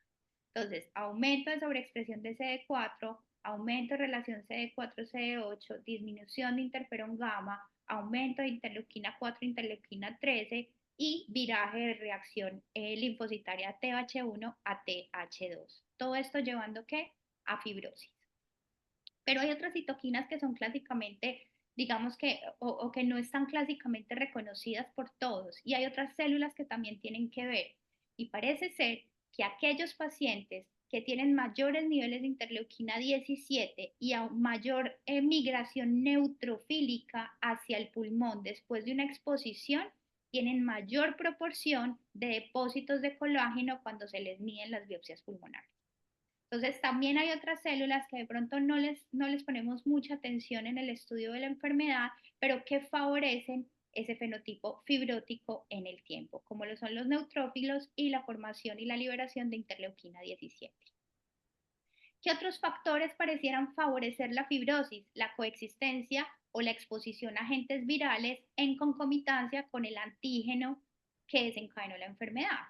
Entonces, digamos que sabemos que algunas presencias virales facilitan lo que se llama la propagación por coestimulación de las vías B7, que son relacionadas con el complejo mayor de hipersensibilidad y que a pesar de que el antígeno cese o que la exposición cese, la presencia de la infección viral favorece y perpetúa el proceso inflamatorio y la liberación de sustancias y citoquinas profibróticas que terminan desarrollando, digamos, la fibrosis. Y esto, digamos que se ha estudiado en modelos murinos en algunos escenarios en los que se han expuesto a antígenos aviares. ¿Qué pasa con el cigarrillo? Entonces, digamos que clásicamente hemos dicho, ok, los pacientes que fuman tienen menor riesgo, menor probabilidad de generarse o de presentar NH, pero los pacientes que ya tienen la NH instaurada y que fuman tienen peor pronóstico. Y esto lo hemos confirmado, esto se sigue estudiando y se sigue, digamos, confirmando este hallazgo. Y lo que sabemos es que el cigarrillo tiene como una dualidad de efecto. Cuando la exposición es por cortos periodos de tiempo, tiene un efecto que es inmunomodulador y disminuye el recuento linfocitario en el lavado broncoalveolar. Y pareciera ser que ese es el efecto protector. Pero cuando el cigarrillo o la exposición al cigarrillo es por largos periodos de tiempo, el efecto es completamente opuesto. Es profibrótico, da inestabilidad genómica y se acompaña de niveles elevados de hidroxiprolina que están directamente relacionados con las vías profibróticas. ¿Por qué? Porque la nicotina disminuye la fagocitosis del colágeno, aumenta la producción de colágeno, favorece la migración fibroelástica, aumenta la liberación de radicales de óxido nítrico y todo esto conlleva la fibrosis. Entonces, ¿por qué algunos pacientes fibrosan? Definitivamente el factor exposicional al cigarrillo es muy importante. Y no solamente el cigarrillo, también se han encontrado otros factores exposicionales que parecieran favorecer el desarrollo de la fibrosis en los pacientes que se exponen a algún antígeno. Y aquí les estoy hablando de la contaminación. Entonces, en esta publicación que me pareció preciosa, encontraron que aquellos pacientes que estaban expuestos a material particulado que es mayor de 10 micras por metro cúbico, tienen mayor probabilidad de desarrollar la fibrosis y peor aún, tienen mayor probabilidad de declinar en la función pulmonar, o sea, les va peor. Entonces, el peor escenario hasta donde vamos, predisposición genética, una vía inmunológica profibrótica, con un antígeno que no he reconocido, que no he cesado su exposición, que fumo y que estoy en un medio ambiente contaminado. Finalmente, el envejecimiento pulmonar es algo que es claro en todas las enfermedades fibróticas pulmonares y en las extrapulmonares también. Digamos que sabemos que el envejecimiento, y esto lo hemos aprendido de la FPI, genera un microambiente celular profibrótico. Sabemos que media vías como la del WNT, la disminución de las vías del FOX, aumenta la producción de factor de crecimiento transformante beta, aumenta la migración de fibroblastos y todo esto digamos que es favorecido precisamente por dos eventos importantes que comparten con la NH fibrótica y es el acortamiento telomérico y la senescencia celular. La senescencia celular entiéndase como ese viraje de las células que envejecen a un fenotipo que se llama secretor, o es lo que se conoce en la literatura como SAS, que es fenotipo secretor de células senescentes. Y esa secreción que generan esas células que están envejeciendo son completamente profibróticas. Aumento de interleuquina 3, aumento de interleuquina 4, aumento de interleuquina 13, aumento de periostina, favoreciendo no solamente la fibrosis, sino una alteración inmunológica que vira hacia la respuesta TH2. Entonces, el envejecimiento también favorece que ante la exposición yo genere una fibrosis en ese paciente.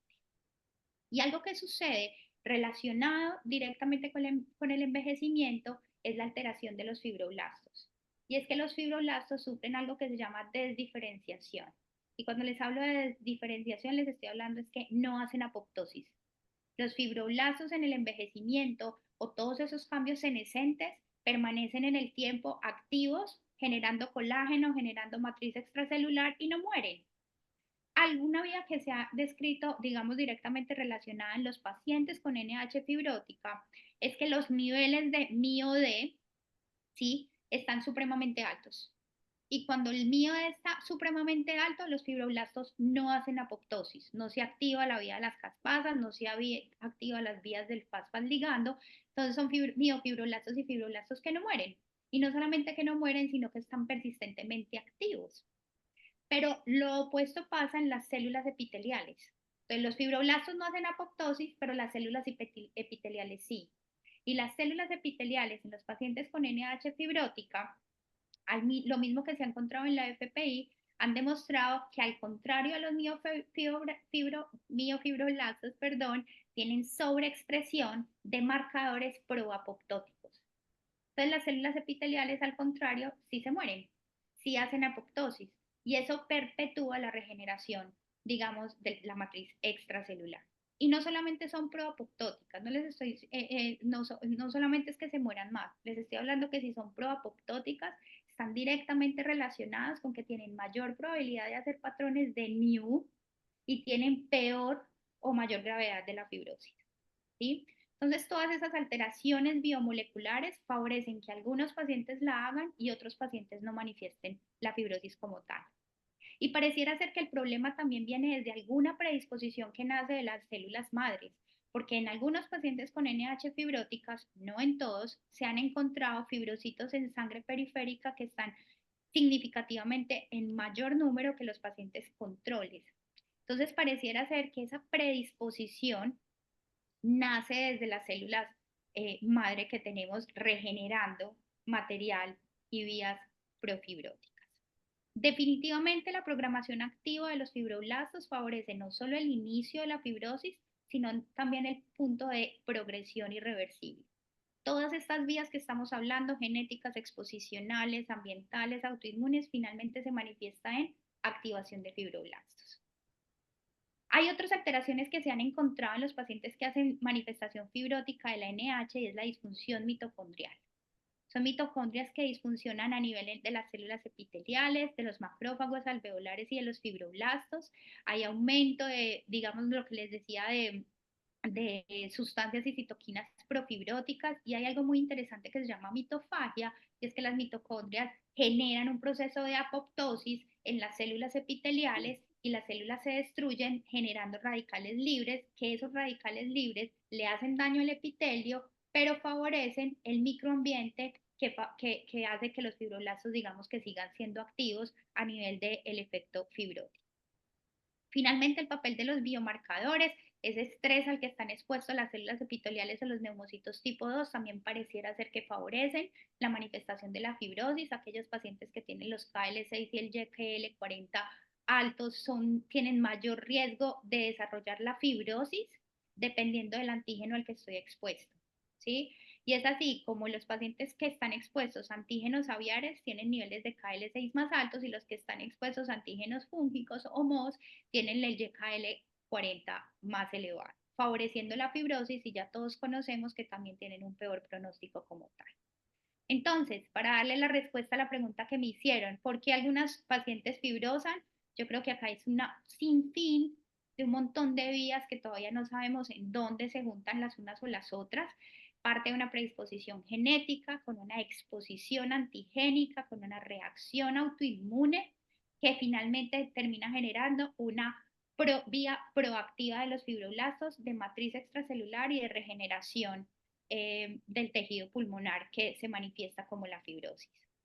Y yo sí soy una fiel convencida de algo. Yo creo que en este momento todos los pacientes que tenemos con NH fibrótica los metemos en un mismo saco, ¿sí? Los metemos en una misma franja y los tratamos de la misma manera. Pero estos pacientes son heterogéneos. Yo no sé por qué vía mi paciente llegó o no a la fibrosis. Y ojalá lleguemos al punto en que encontremos biomarcadores que nos permitan clasificar a nuestros pacientes dependiendo de cuál es la vía que lo llevó a la fibrosis y que me permita hablar de rasgos tratables en neumonitis por hipersensibilidad. Que yo pueda decir en qué punto trato la alteración genética, qué pacientes trato puntualmente la exposición, la inmunología o finalmente las terapias antifibróticas, y es lo que estamos tratando de dilucidar. Hacer manejo de rasgos tratables, porque posiblemente el hecho de que algunos pacientes me respondan a unas terapias y otros no, me habla precisamente de la heterogeneidad de lo que me llevó a que ese paciente me hiciera la fibrosis. Como conclusiones, entonces, digamos que por qué las NH fibrosan es un aprendizaje que hemos tenido de la fibrosis pulmonar idiopática y de muchas vías comunes entre ellos, Hay factores que predisponen genética, epigenética, transcriptómica, inflamación, inmunidad y autoinmunidad, factores exposicionales y definitivamente la senescencia, y definitivamente aquellos pacientes que hacen fibrosis tienen peores desenlaces en todos los escenarios. Muchísimas gracias por la invitación. Bueno, Manuela, la verdad, un lujo escucharte, una charla maravillosa. Parece que todo converge en hemolitis por hipersensibilidad a la genómica, a la autoinmunidad, al medio ambiente y al envejecimiento pulmonar, ¿no? Y la verdad que hemos tenido 3 charlas de nivel internacional, estamos contentísimos. Nos decía Mary hace un ratito que cree que estas 3 charlas es todo lo que hay que saber hoy por hoy en hemolitis por hipersensibilidad en 2024 y yo estoy de acuerdo. Ahí te pido, sí, porque estamos bastante pasados de tiempos. Tenemos una pregunta de la doctora Talavera y si la puedo contestar en un minutito, es que si existe alguna revisión o experiencia respecto a los vapeadores sobre la neumonitis por hipersensibilidad y si actúan con el mismo efecto que lo que hace el tabaquismo convencional o no. Yo creo que eso se está, digamos, trabajando y cada vez que vaya pasando más el tiempo nos vamos a dar cuenta. Nosotros en este momento en trasplante pulmonar tenemos pacientes jóvenes que nos están llegando con alteraciones, con pulmones absolutamente fibrosados y que se los hemos asumido puntualmente al efecto del vapeo, pero cuando vamos a ver la exposición fue tan corta que uno dice tiene que haber algo más, ¿cierto? Posiblemente hayan vías profibróticas o cosas que pudiéramos asumir que es igual al efecto de la nicotina, pues yo no les puedo dar esa respuesta, no sé si alguien la tenga en el escenario y en el auditorio, pero yo pienso que sí tienen que haber muchas vías que se comparten, sobre todo en la activación finalmente de las vías fibroblásticas, que es lo que finalmente lleva a la fibrosis. Pero puntualmente si existe o no en este momento, yo creo que es demasiado poca la evidencia que tenemos como para poder dilucidar y aclarar si existe o no existe alguna vía profibrótica de la exposición a vapeo. Bueno, Manuela, muchísimas gracias. Les agradecemos a todos. Tuvimos en algún momento más de 100 personas conectadas y la verdad que ha sido un placer compartir esta actividad con todos ustedes. Un abrazo enorme. Vamos a seguir publicando en las redes esta serie de seminarios web de FUNEF. Vamos a tener 2 ediciones más de acá hasta fin de año. Y aprovechar para recordarles que estamos pronto a cerrar, tenemos tenido una convocatoria muy buena para el curso virtual de enfermedad pulmonar intersticial de FUNEF. Todavía quedan algunas vacantes más, así que si alguno más quiere inscribirse, bueno, los esperamos. Les mando un abrazo enorme para todos. Muchas gracias a la doctora Cuadrilli, como siempre, por estar atrás de todas estas actividades y ser el motor. Un abrazo enorme para todos. Gracias. Gracias, Mary. Gracias a todos. Gracias a los speakers. Manuela, un abrazo. Chao, chao. Muchas gracias, Juan, y muchas gracias a todos los participantes. Solo recordarles que el video va a quedar grabado en el canal de FUNEF en YouTube, así que pueden tener acceso. Saludos. Gracias, Josefina.